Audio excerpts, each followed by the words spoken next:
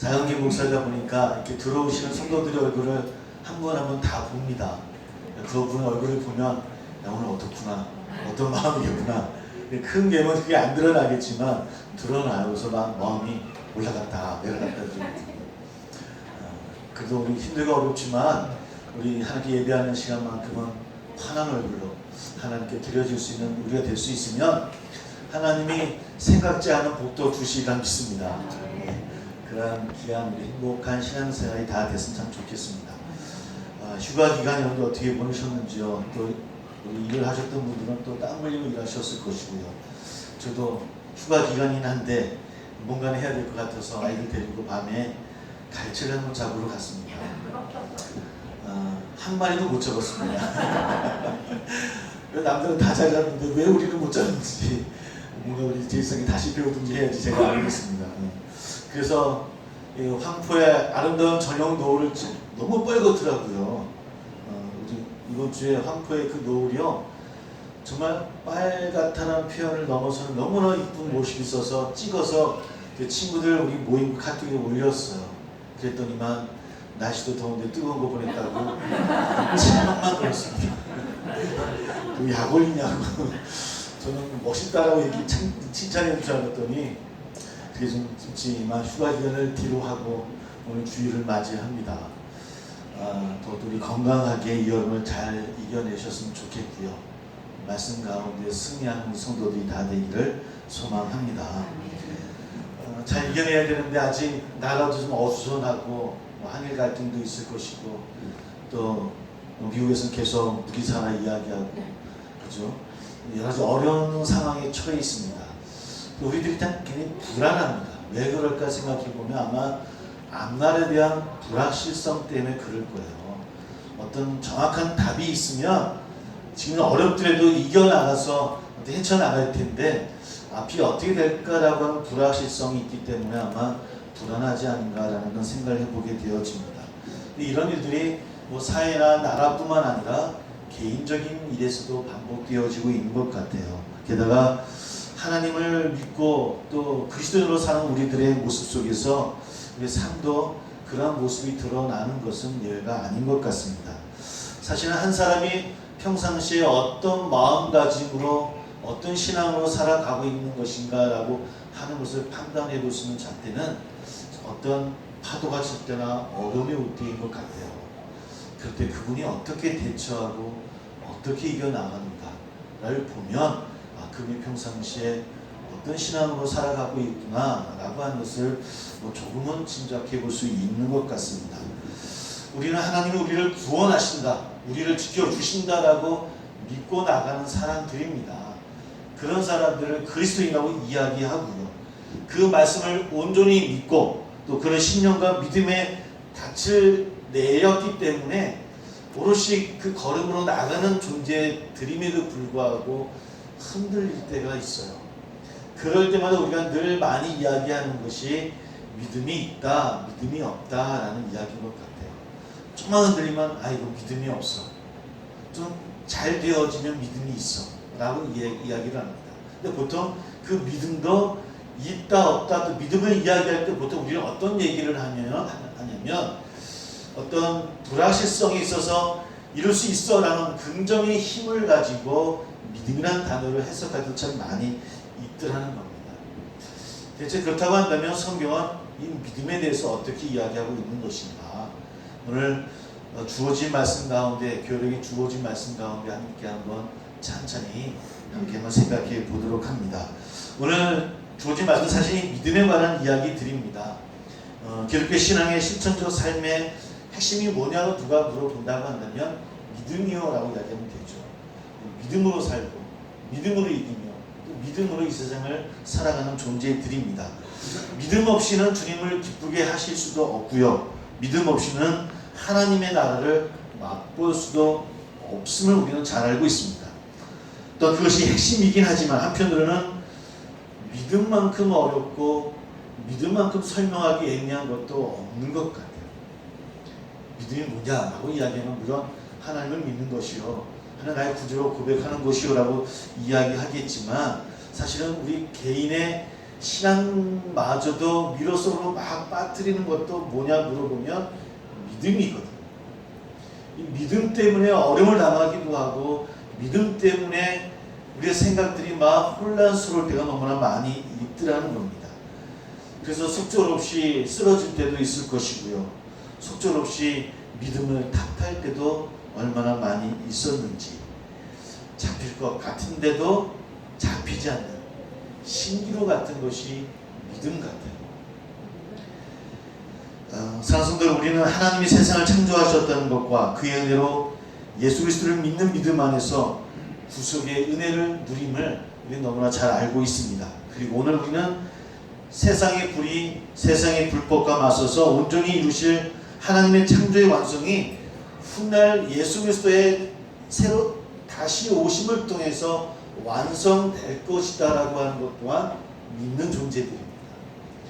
그 약속을 믿고 우리는 나아가고 있죠.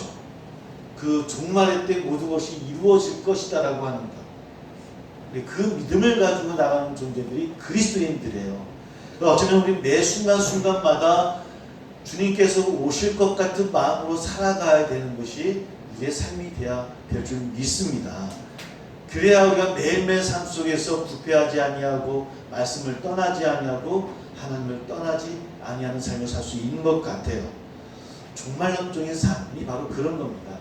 내일 오신데 이거 다 내어버리고 산에 올라가자라고 하는 것이 아니라 언제 오늘 오후에 오실지도 모르는 주님을 바라보면서 지금 오늘 이 자리에서 하나님 말씀 가운데 서 가는 삶, 그것이 종말론적인 삶이라고 몇 번을 말씀을 드렸습니다.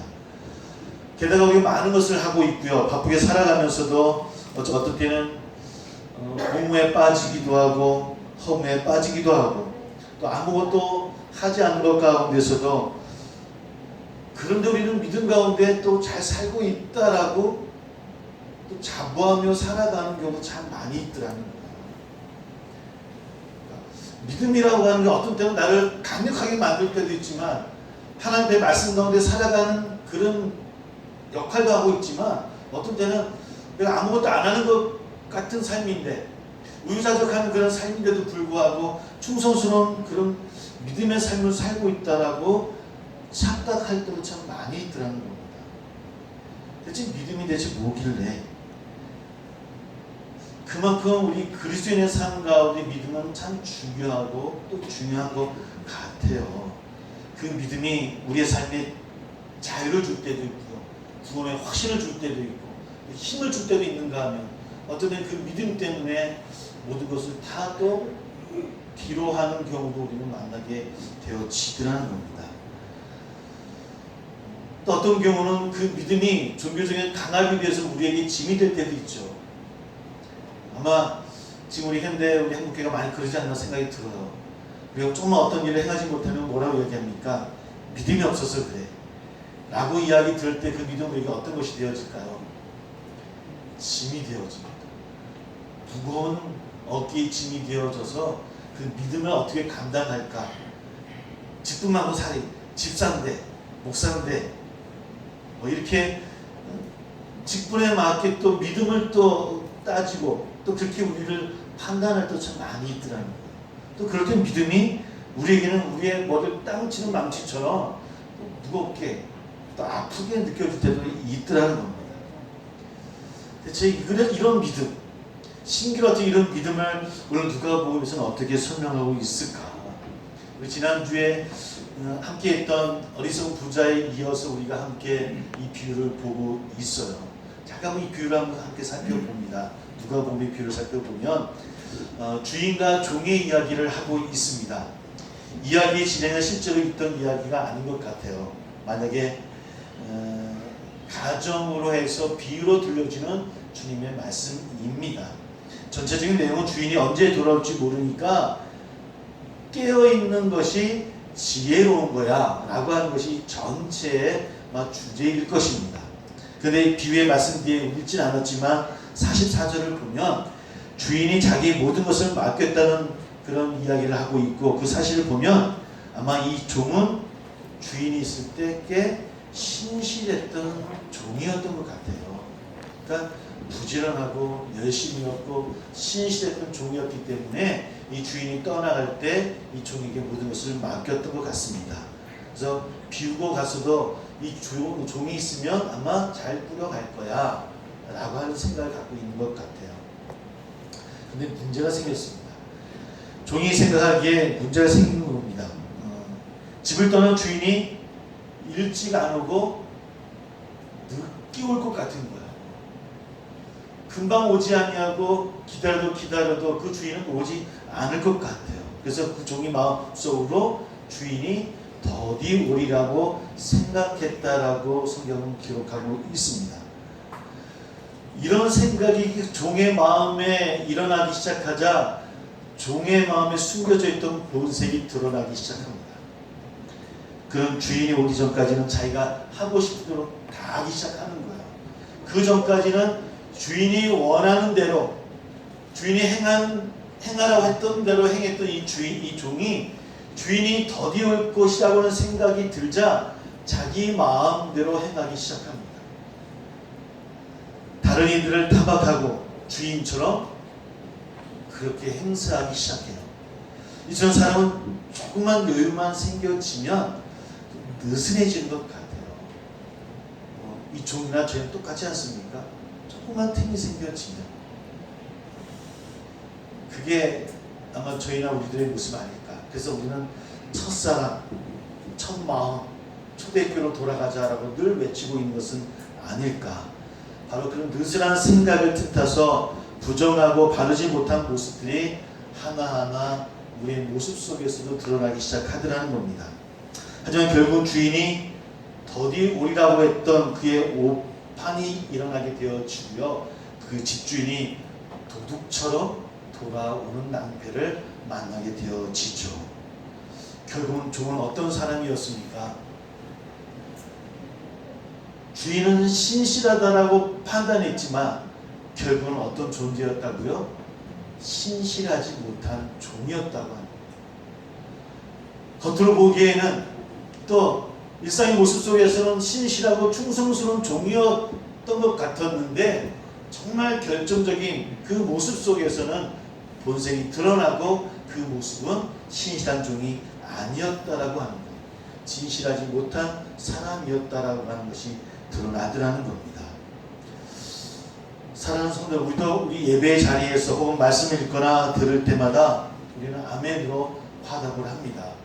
아멘이라는 단어를 찾아보니까 히브리어로 아만이라고 하는 단어에서 파생된 단어예요. 에문, 에무나, 에메트 이런 단어들이 그러니까 아만에서 파생된 단어들인데 같은 뜻을 갖고 있습니다. 믿다, 의지하다, 그렇다라고 하는 뜻을 가지고 있어요. 그러니까 아멘이라는 말은 그렇습니다. 나도 동의합니다. 그 말씀에 의지합니다. 아, 그렇군요. 나도 그렇게 생각합니다. 라는 의미가 담겨져 있더라는 것이죠. 그러니까 진실이라고 하는 의미와 연관되어져 있어요. 그러니까 아멘이라고 하는 것은 우리의 믿음을 고백하는 단어예요. 그래서 어떤 말씀을 들을 때나 어떤 찬양을 통해는 아멘으로 화답해요. 맞습니다. 나도 그것을 진실로 믿고 진실로 내 삶 가운데 이루기를 원합니다라고 하는 것이 아멘의 화답이고 믿음의 고백이기도 하더라는 겁니다. 그런 진실함, 신실함이라고 하는 의미가 믿음에서는 강조되어져 있는 거예요. 믿음하면 이루지 못할 것을 이룰 수 있어 라고 어떤 긍정의 힘으로만 받아들이고 있는데 사실은 성경에서 말하는 믿음은 진실함, 신실함의 의미와 더 가까이 있더라는 겁니다. 즉 그 믿음은 뭐냐? 내가 진실로 믿는 그것을 우리의 삶 가운데 이루고 있느냐 없느냐의 문제라고 하는 거예요. 그것이 바로 믿음이 있느냐 믿음이 없느냐의 척도가 될 수 있어요. 우리가 예수 그리스도를 믿고 그분의 삶을 내 신실함으로 고백합니다 라고 하는 아멘의 화답은, 내 믿음의 고백은 내 삶도 그렇게 진실된 삶으로 살기를 원합니다 라고 하는 우리의 고백이더라는 겁니다. 어쩌면 그래서 믿음 있는 사람이라고 한다면 그 정체성은 어디에서 발견될 수 있냐면 우리의 삶 가운데서 발견될 수 있다라고 하는 겁니다. 근데 오늘 이 주인의 종은 그러하지 못했던 거예요. 주인 앞에서는 신실하고 진실된 종이었는지 모르겠지만 그 주인이 없었을 때는 진실하지 못한 본인의 모습으로 돌아왔더라고 하는 겁니다. 사랑하는 저는 우리는 어떻겠습니까? 우리 또한 아멘으로 화답하는 존재들이고 믿음으로 나아가는 사람들인데, 믿음으로 나아간다고 하는 것은 우리가 주로 고백하는 주님의 그 삶, 그 말씀대로 살고 있고 그분 앞에서 신실하고 진실되게 산다라고 하는 고백인데, 우리는 혹여나 그 주인이 없는 것처럼 그렇게 살아가고 있는 것은 아닌지, 그저 어떤 일을 잘 이루었다고 해서 야 믿음이 좋구나라고 고백하는 우리들의 모습은 아닌지, 그래서 언제부터인가 성공했고 성공하지 못한 것 가지고도 믿음이 있다 없다라고 판단할 때도 우리에게 있더라는 거예요. 누구의 판단입니까? 누구의 판단입니까? 우리 개인의 욕심들의 판단이 있더라는 거예요. 어제 그래서 옛날 우리 선배들은, 신의 선배들은 믿음을 너무 강조해서 신독이라고 이야기해요. 돌에 어그러지지 않게 정직하고 성실한 태도로 사는 것이다라고 믿었기에 그들은 그렇게 고백했어요. 우리 신의 선배들은 그런 마음으로 하나님을 향했고 그런 마음으로 기도하고 그런 마음으로 예배했더라는 겁니다. 우리는 그런 마음속 많이 멀어져 간 것 같아요. 왜? 우리들 마음속에 어떤 마음이 있기에 주님께서 더디 오시나 보다, 주인이 금방 안 오시나 보다, 늘 저도 말씀드렸던 것처럼 제가 살아있는 생전에 안 오셨으면 좋겠다 그런 마음이 있지 않는가 라는 생각 우리 마음에 있더라는 거예요. 좀 나중에 바로 나아가면 되겠지라는 생각들이 우리 안에 있는 것은 아닌지. 오늘 이사야서의 말씀을 읽었습니다. 사실 이사야의 말씀은 1장부터 1절부터 있지는 않았지만 사실 분위기는 사뭇 엄중한 분위기의 말씀인 것 같아요. 이스라엘에 향한 하나님의 말씀이 무겁고 책망의 목소리로 들립니다. 어떤 말씀이냐면 하나님께서 이제는 견딜 수 없다라고 단언하셔요. 얼마나 마음이 아프셨으면 이제 도저히 못 견디겠다라고 말씀하실까요? 왜? 이스라엘 그들의 가증함, 거짓됨을 참아낼 수 없다라고 그들을 책망하고 계시는 하나님을 우리는 만납니다. 그들이 드리는 제물이나 안식일의 예배나 성회나 절기를 지키는 것 같이 하나님을 향해서, 나를 향해서 드리는 너희 모든 것들을 내가 가증스러워서 못 받겠다라고 하는 하나님의 책망의 말씀이에요. 두려운 말씀입니다. 견딜 수 없는 짐이라고 말씀하셔요.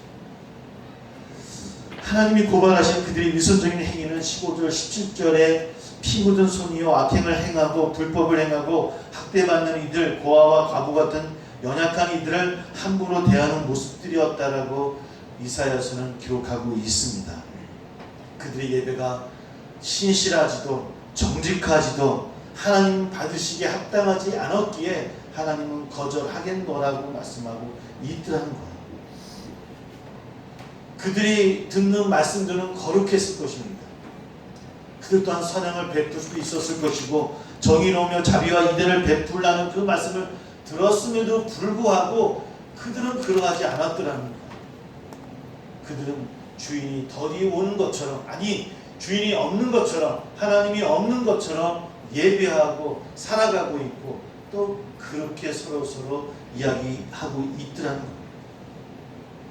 내가 너의 것을 받지 않겠노라. 10절 하나님의 법에 귀를 기울이는 것, 또 19절 보면 즐겨 순종하는 것, 이렇게 이사야에서도 이스라엘族들을 향해서 하나님은 너희들이 믿음이라고 하는 것은 하나님의 법에 귀를 기울이는 것이고 그리고 즐겨 그 법을 순종하는 것이다. 그 신실함이 바로 믿음이야. 너희들은 왜 그렇게 행하지 않느냐라고 책망하고 있더라는 것이죠. 그런데 이미 이스라엘은 그들의 마음은 그랬던 거예요. 하나님 뭐라 그러든 나는 듣지 않겠다라고 하는 것이 이스라엘 백성들의 마음이었다라고 합니다. 사랑하는 성도 여러분, 우리 이 시대를 사는 우리 그리스도인이 이 말씀이 아프게 다가와야 됩니다.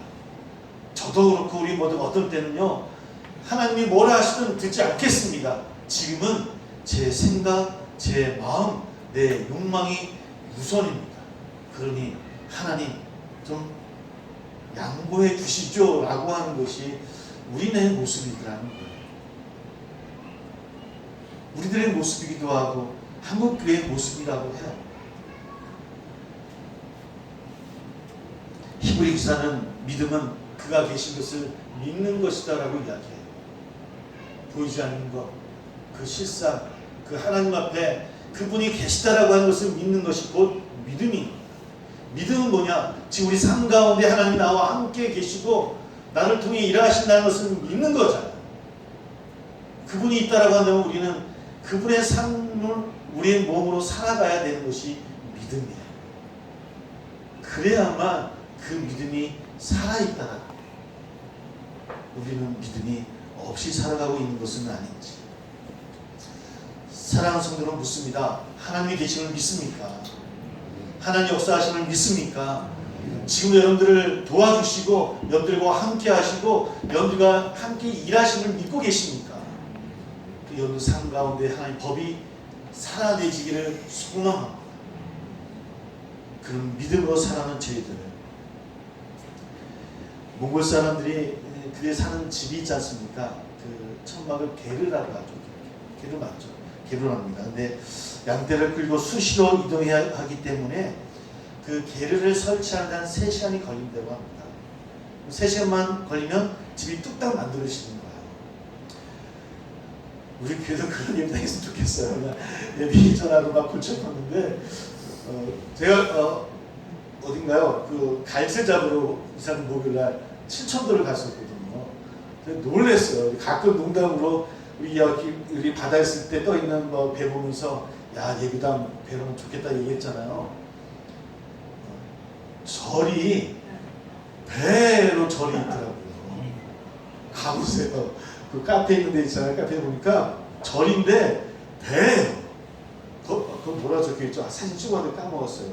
선상 산사 맞나요? 해상 절인가 이렇게 돼 있더라고요. 우리의 꿈이었는데 그러면서 야 좀 좋겠다. 그냥 가고 싶은 대로 가고 오늘 이쪽 가고 저쪽 가서 또 막 하고 좋겠다. 그래서 진짜 우리 교회 또 배를 찾아다니기 시작하면 안 되는데 가끔 그런 생각을 해봐요. 야 이런 게르 같은 곳이 있으면 좋겠다. 우리 오늘은 저쪽 칠천도에서 예배드립니다. 칠천도 예배드립니다. 오늘은 학당에서 예배드립니다. 또 김수희사님 또 저도 지혜가지고 또 아이디어를 가지고 모르겠어요. 이런 게 있으면 좋겠다는 생각이 들어요. 왜 그럴까요? 저는 이 몽골 사람들 이야기를 그 모습을 보면서 참 홀가분하다는 생각을 했어요. 홀가분하다. 왜냐면 저는 웨슬레 목사님이 그 인상 가운데 모토가 뭐였냐면 하늘 가는 길이었어요. 나의 삶은 하늘 가는 길이야. 어떤 의미겠습니까? 우리의 삶이 하늘을 향하는 삶이기 때문에 이 땅의 삶이 홀가분한 거예요. 욕망과 욕심이 가득 채워지지 않아요. 언제든지 일어날 수 있고 이사갈 수 있는 거예요. 그러니 세상의 욕심에 세상의 부정에 흔들리지 않아요. 사단이 어떻게 유혹한다 할지라도 우리의 그 믿음이 흔들리지 않아요. 사라지지 않는 삶을 살 수 있는 것처럼 저는 우리 모두가 그런 종말론적인 삶을 살기를 원합니다. 그리스도인은 하늘 가는 길을 살아가는 사람들이에요. 이 땅에 사는 나는 이루어졌지만 궁극에는 하나님이 이루실 그 완벽한 하나님 나라에서 살기를 소망하며 나가는 삶이 아니겠습니까? 저는 우리 모두가 한 명도 나고자 없이 그 나라에서 살기를 소망합니다. 그곳에서 누가 안 보이네 이러면 큰일 나잖아요. 우리 모두가 다 그때 만나기를 소망합니다. 그러려면 이 땅에서 것들이 홀가분해야 됩니다. 욕심을 내어 좀 내려놓고 늘 하나님 법에 그 말씀에 맞게 살아갈 수 있다고 한다면 그 정도 신실함으로, 진실함으로, 하나님의 정직함으로 나갈 수 있지 않을까. 말씀 통해서 함께 고백하며 나아가는 우리 모두가 다 되기를 주의 이름으로 축복합니다. 기도하겠습니다. 우리 함께 기도합니다. 우리 모두가 하늘 가는 길을 가는 그런 그리스도인입니다.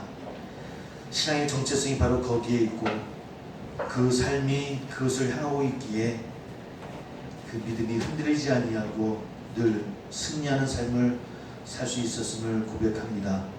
우리가 그러하기를 원한다라고 물론 우리 앞을 막고 있는 그런 유혹들이 어떤 것이라 할지라도 믿음으로 나아가는 우리 될 수 있게 해달라고 함께 소망하며 기도하는 저들 되기를 원합니다. 함께 기도하며 성찬을 준비하겠습니다.